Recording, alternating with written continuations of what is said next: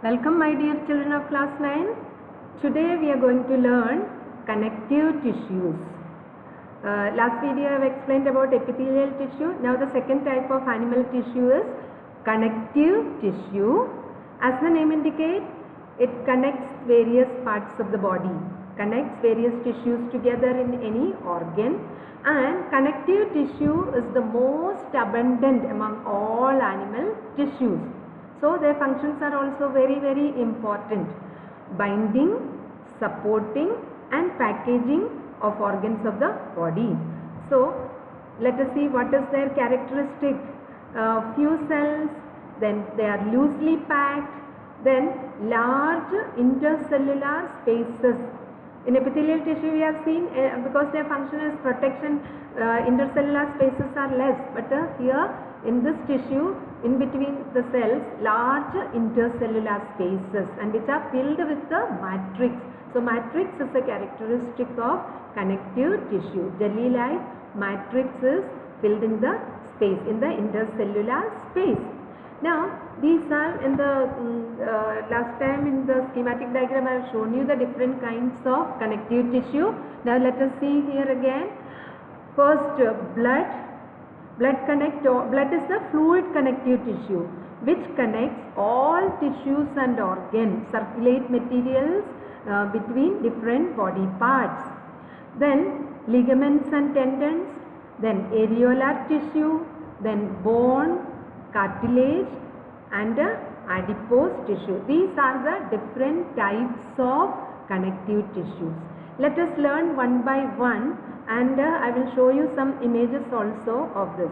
Let us see first connective tissue. Blood has a fluid matrix, and this fluid matrix is called a plasma. So blood has four components. One is the matrix and the three kinds of blood cells, or which are also called blood corpuscles. And the blood corpuscles are RBCs, red blood corpuscles, WBCs, white blood corpuscles and platelets. Okay, so these cells lie in the fluid matrix called the plasma. Now plasma has many dissolved substances in it which are needed for the body. Protein, salt, hormone, then all these various ions are there. So all these dissolved substances are there in the plasma and these blood cells. They all have very important functions like transport. So the function of blood is to transport gases, food. Gases means oxygen, carbon dioxide, then food, digested nutrients are transported, hormones are required which are transported from the site of production to the site of action, and also waste materials from where it is formed to where it has to be removed. For example, nitrogenous waste are transported, ammonia is a waste which is transported to kidneys for removal. So this is the function of the fluid connective tissue, blood. Now let us see these, I will show you some images where these blood cells are there. Here, this is the different, these are the different types of blood cells and the plasma. Plasma is the fluid matrix, and in which there are three kinds of blood cells are there. One is erythrocytes. Erythrocyte is red blood corpuscles or red blood cells. This biconcave cells, and this RBCs contain hemoglobin, that is why it is red in color. Color of the blood is due to hemoglobin protein present in the RBC. Then comes the white blood cell. There are different kinds of white blood cells are there. In higher classes you will learn the details about it, where it is written macrophages, eosinophil, neutrophil, basophils, all these lymphocytes, all these are different kinds of white blood cells. Now in class 9 level you can learn it as white blood cells. Okay, and they are soldiers of the body. That is a very important part of our immune system. It protects our body from foreign bodies like microorganisms and harmful substances. So that is WBC or white blood cells. They are called as soldiers of the body. Then red blood cells transport gases like oxygen and carbon dioxide. Oxygen from lungs to all parts of the body, and carbon dioxide is a waste, it is transported to lungs for elimination. Okay, and then platelets help in blood clotting. When we get an injury, after some time you can see that the bleeding stops. First the blood starts coming out, but after that it stops because blood is thickened. That is called the clotting of blood. So for clotting of the blood, platelets help. There are certain factors in platelets that help in.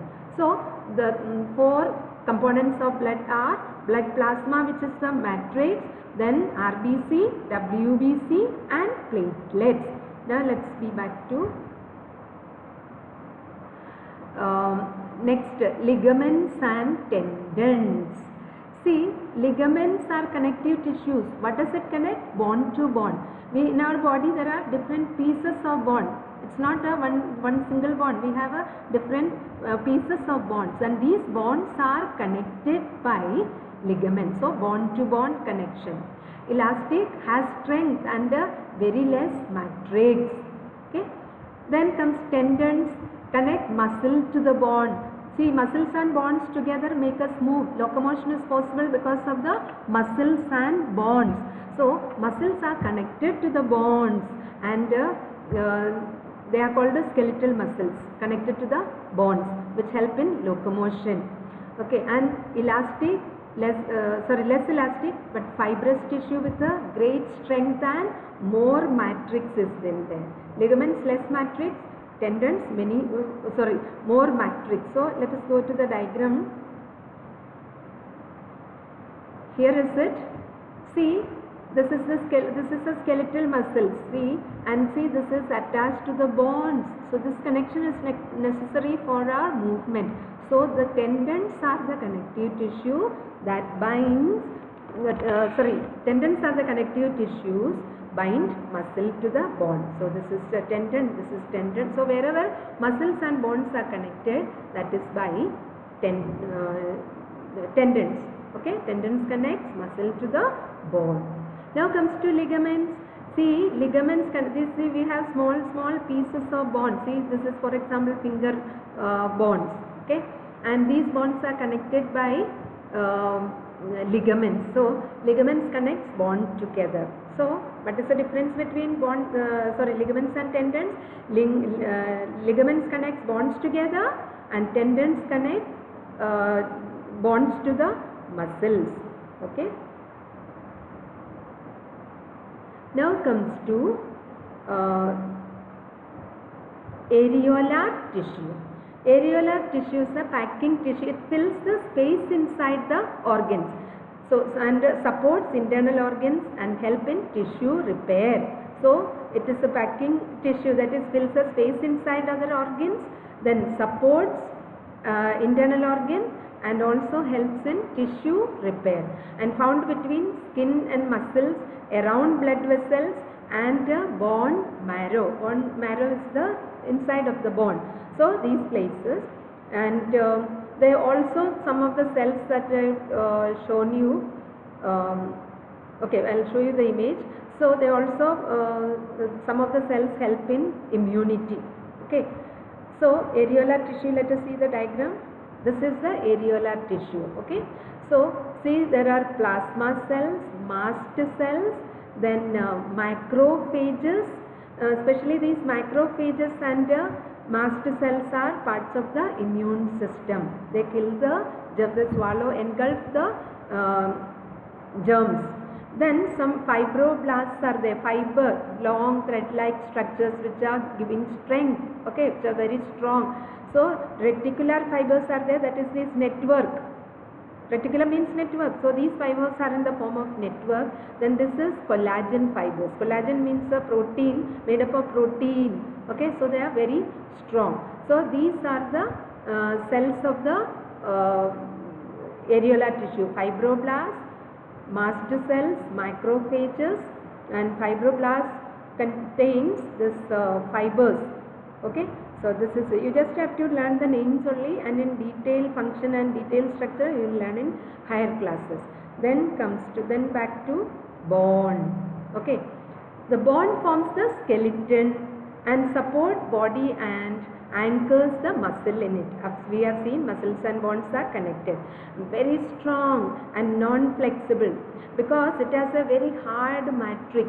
The matrix is composed of calcium and phosphorus compound. That's why it is very hard. So bones are brittle, non-flexible. Okay. So this is the bone. Now there are two kinds of bones. Compact bonds and a spongy bond.